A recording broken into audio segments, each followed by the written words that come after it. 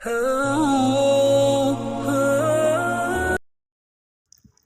بلندی کس کام کی جس پر انسان چڑھے اور انسانیت سے گر جائے۔ زندگی کتنی بدل جائے اگر ہم اس بات کو سمجھ جائیں کہ نرمی سے بات کرنے کا مطلب بے وقوفی اور کمزوری نہیں بلکہ عاجزی اور اعلیٰ ظرفی ہے۔ اس دنیا میں بسنے والے لوگ حتیٰ کہ تمہارے عزیز بھی تمہیں تھکانے لگیں گے۔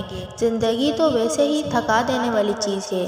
یہ درد تو عارضی ہے نہ جو تمہیں مسلسل مل رہے ہیں، اور ان دردوں کے پیچھے نہ جانے کتنی حکمتیں پوشیدہ ہیں جو تم چاہ کر بھی نہیں جان سکتے۔ بس تم اپنے رب کو اپنا درد سنانا مت بھولنا، اس کے سامنے رونا مت بھولنا۔ رفتہ رفتہ تمہارا دل ہلکا ہونے لگے گا، اس کو تھامے رکھنا، بس پھر ہمت بھی آ ہی جائے گی جو تمہیں جاتی ہوئی محسوس ہو رہی ہے۔ سورج اور والد کی گرمی برداشت کرنا سیکھو۔ جب یہ ڈوب جاتے ہیں تو ہر طرف اندھیرا چھا جاتا ہے۔ اللہ تعالیٰ کو بھی ہم سے یہی مطلوب ہے کہ ہم اسے یاد کریں، ہم اس سے محبت کریں، ہم اسے بار بار بلائیں، اس کے پاس جائیں۔ مگر مسئلہ پتہ کیا ہے؟ ہم انسان اس کے پاس جاتے ہی تب ہیں جب دنیا ہمیں توڑ چکی ہوتی ہے، جب ہمارے اوپر کوئی مشکل ہوتی ہے۔ حقیقت میں وہ سب بھی اللہ کے اذن سے ہی ہوتا ہے تاکہ ہم اس کی طرف متوجہ ہوں، ورنہ تم دیکھو خوشی میں کون اللہ کو یاد کرتا ہے، بلکہ ہم تو سب سے زیادہ ناراض ہی اسے اپنی خوشی کے مواقع پر کرتے ہیں۔ زیادہ مال حاصل کرنے کے چکر میں انسان آخرت کی نہ ختم ہونے والی نعمتوں سے محروم رہ جاتا ہے۔ ہم نے صرف بولنا ہی سیکھا ہوتا ہے، چپ رہنا نہیں۔ چپ رہنا بھی سیکھیے۔ اچھی زندگی گزارنے کے لیے یہ بہت اہم ہے کہ آپ کو پتہ ہو کہ کب کہاں چپ رہنا ہے اور کہاں بولنا ہے۔ لوگ آپ کی امید اور بھروسے کو توڑتے ہیں، اس پر دنیا ختم نہیں ہوتی۔ دنیا اس وقت ختم ہوگی جب انسان ختم ہوں گے، کیونکہ زندگی میں ہر نئے آنے والا انسان ایک اعتبار کی نئی امید لاتا ہے، اور اسی بھروسے پر دنیا آگے چلتی ہے۔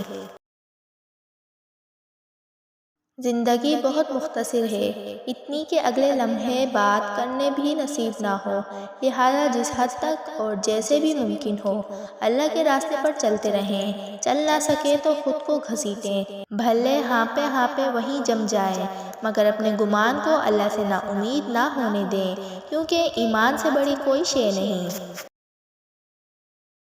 مسکرایا کرو، کیونکہ غموں کو اتنا حق نہیں کہ وہ آپ کی سانسوں کو گروی رکھ لیں، ان کو اتنا حق نہیں کہ وہ اپنی آنکھوں کی مسکان چھین لے۔ سو دل سے مسکرائیں، کیونکہ آپ کا رب آپ کے ساتھ ہے۔ جیسا گمان کرو گے اللہ کو ویسے ہی پاؤ گے۔ اپنے رب سے کبھی مایوس نہ ہونا۔ ہر طرف اندھیرا چھا جائے تب بھی یاد رکھنا کہ اندھیروں پر غالب بھی وہی ہے۔ اللہ کا رنگ پتہ ہے، جب روح بیمار ہو جاتی ہے نا تو دل بے چین رہتا ہے، اور جب دل بے چین رہتا ہے تو پورا بدن بے چین رہتا ہے۔ دنیا کے خزانوں میں سب سے قیمتی چیز دل کا سکون ہے، اور وہ رب نے اپنے پاس رکھا ہے۔ وہ ساری دنیا خرید کر بھی نہیں ملتا۔ یاد رکھو، سکون دلوں کا اللہ ہی کی یاد میں ہے۔ جب اچانک دل اداس ہو جائے تو وہ روح مرمت کرنے کا لمحہ ہوتا ہے۔ سنا ہے توبہ کرنے سے روح کی مرمت ہو جاتی ہے۔ توبہ استغفار کا اہتمام کیا کیجیے۔ سورہ کہف میں ایک سبق ہمارے لیے یہ بھی ہے کہ جب کچھ ایسا ہماری زندگی میں ہو رہا ہو جس کی سمجھ نہ آئے تو ہمیں صبر کر لینا چاہیے، کیونکہ ضروری نہیں کہ ہمیں ہر چیز کی حکمت فوراً ہی سمجھ آ جائے۔ کبھی کبھی یہ باتیں وقت کے ساتھ سمجھ آ جاتی ہیں، اور وقت ہی سارے راز کھول دیتا ہے۔ جب ایک جانب ہر بار برداشت اور دوسری جانب عدم برداشت کا مسلسل کا رویہ رکھا جائے، اسی طرح ایک فریق کی طرح سے پوری توجہ ہوتی ہے تو دوسروں کی جانب احساس نام کی کوئی چیز ہی نہ ہو، تو ایسا رشتہ اور تعلق اپنی خاصیت کھو دیتا ہے۔ یہی وجہ ہے کہ آج کل بندھن کمزور ہو گئے ہیں اور خاندان منتشر ہو رہے ہیں۔ آپ کی زندگی پوری طرح اللہ کے کنٹرول میں ہے، اس لیے لوگوں سے نہ ڈرے کریں۔ یہ کچھ نہیں کر سکتے، کسی کا کچھ نہیں بگاڑ سکتے۔ اللہ کو اپنی اعمال سے اپنے حق میں رکھیں اور یاد رکھیں آپ کے دشمن بھی اللہ کے کنٹرول میں ہیں۔ دل کے زخموں کو اللہ کے علاوہ کون سمجھتا ہے، کیونکہ وہ علیم بھی ہے اور حکیم بھی۔ بچوں کی 5 خصلتیں ایسی ہیں کہ بڑے اگر خدا کے ساتھ اپنے تعلق میں انہیں اپنا لیں تو وہ اولیاء میں شامل ہو جائیں۔ نمبر 1، وہ رزق کے متعلق فکر مند نہیں ہوتے۔ نمبر 2، بیماری میں خالق سے شکوہ نہیں کرتے۔ نمبر 3، اکٹھے ہو کر کھانا کھاتے ہیں۔ نمبر 4، ڈرتے ہیں تو ان کی آنکھوں سے آنسو بہتے ہیں۔ نمبر 5، آپس میں جھگڑا ہو جائے تو صلح میں جلدی کرتے ہیں۔ زندگی کے کچھ راستے ایسے بھول بھلیا پر مشتمل ہوتے ہیں جہاں کوئی قصر راہ چراغ لے کے کسی کا منتظر نہیں ہوتا۔ بعض دفعہ رات کے بھولے جب صبح کو پلٹتے ہیں تو اپنے ساتھ صدیوں کے فاصلے بھی سمیٹ لاتے ہیں۔ رب پر یقین کا سفر انسان کو تھکنے نہیں دیتا۔ کسی مقام پر تھکاوٹ محسوس ہونے لگے تو کچھ ایسا ضرور ہو جاتا ہے جس سے انسان کا یقین پہلے سے زیادہ مضبوط ہونے لگتا ہے۔ یہی یقین ہے اس کو پریشان نہیں ہونے دیتا۔ اس کا نتیجہ یہ نکلتا ہے، یہ یقین انسان کو رب کی پہچان کرا دیتا ہے۔ پھر اس کو رب کے رازوں اور حکمتوں کی سمجھ آنے لگتی ہے کہ جو اللہ کرتا ہے وہ بہتر کرتا ہے۔ اچھا سوچیں اپنے لیے، آپ کی زندگی بہت خوبصورت ہے، اس کی قدر کریں۔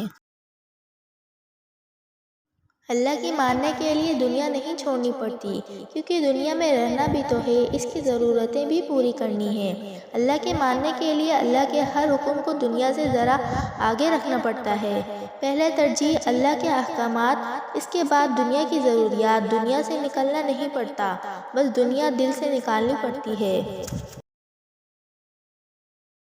میں نے لوگوں کے بلند کہکوں میں ان کے ٹوٹتے حوصلوں کو محسوس کیا ہے، جھریوں میں پوشیدہ داستانوں کو جانا ہے۔ میں نے لوگوں کو اداس آنکھوں سے مسکراتے دیکھا ہے، تب احساس ہوا ہم سب حادثوں کا شکار ہیں۔ سب پر اپنی اپنی ایک قیامت ہوتی ہے جسے کوئی نہیں جانتا۔ ایک بار جب یہ اشک اللہ کے سامنے بہنے لگے اور یہ ہاتھ مانگنے کے لیے اللہ کے آگے اٹھنے لگے تو پھر اللہ کبھی ان ہاتھوں کو لوگوں کے آگے پھیلانے نہیں دیتا اور نہ آنکھوں کو کسی کے سامنے تر ہونے دیتا ہے۔ اپنی گنجائش کے مطابق رحم دلی کرتے رہا کریں۔ جتنا آپ اللہ کے مخلوق کے ساتھ لطف سے پیش آئیں گے، اتنا ہی اپنے ارد گرد لطف و کرم پائیں گے۔ میں نے خود کو اس بات کی تربیت دی ہے کہ میرے آنسو صرف اللہ کے سامنے بہیں گے۔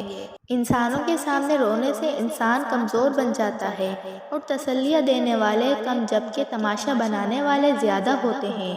اس لیے رونا بس اس کے سامنے چاہیے جو سب سے زیادہ مخلص ہو، اور اللہ سے زیادہ کون مخلص ہے، اور دنیا کی زندگی محض دھوکہ ہے۔